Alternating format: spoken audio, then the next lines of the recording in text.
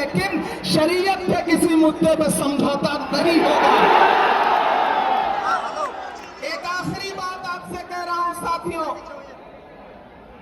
आप एक चीज जहन में बिठा के रखना कि अगर यह बिल लोकसभा में आया और इसकी हिमायत में अगर 250 से ज्यादा वोट पड़े, 288 वोट पड़े, तो इस बिल की मुखालफत में लोकसभा में 232 वोट पड़े।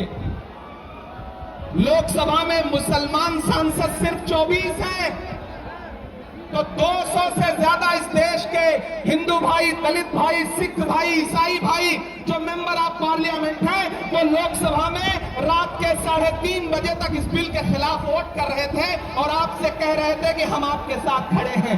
ये है इस बिल की गंगा जमुनी तहजीब।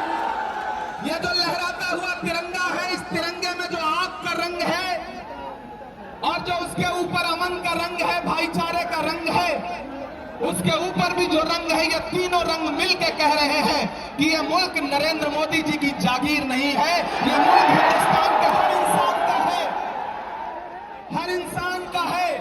और हम अपने आबाओ अजदाद की जमीनों को बचाने के लिए, खानकाहों को बचाने के लिए, इबादत गाहों को बचाने के लिए, कब्रिस्तानों को बचाने के लिए जो कुर्बानी जरूरी होगी वो कुर्बानी देंगे। हम सड़कों पर बैठेंगे।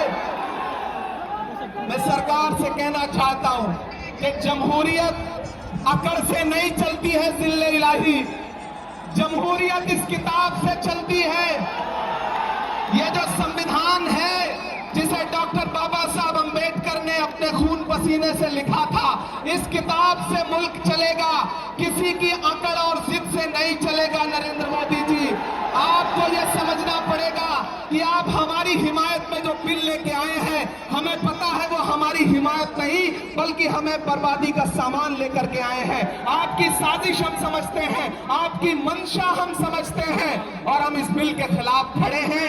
आज यहाँ पटना के ऐतिहासिक गांधी मैदान में बस इतना कह के जा रहा हूं, वक्त बहुत कम है, बोलने वाले बहुत ज्यादा हैं, बस इतना कह के जा रहा हूं कि हम आतिशे सोजा में भी हक बात कहेंगे, कुंदन की तरह दहर में ताबिंदा रहेंगे।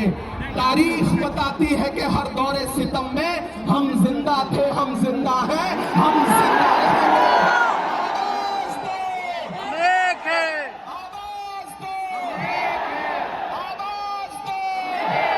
इधर से सदाएं नहीं आई हैं अभी। आवाज दो, आवाज दो, आवाज दो। अरे इंकलाब जिंदाबाद, इंकलाब जिंदाबाद, इंकलाब जिंदाबाद। बहुत शुक्रिया।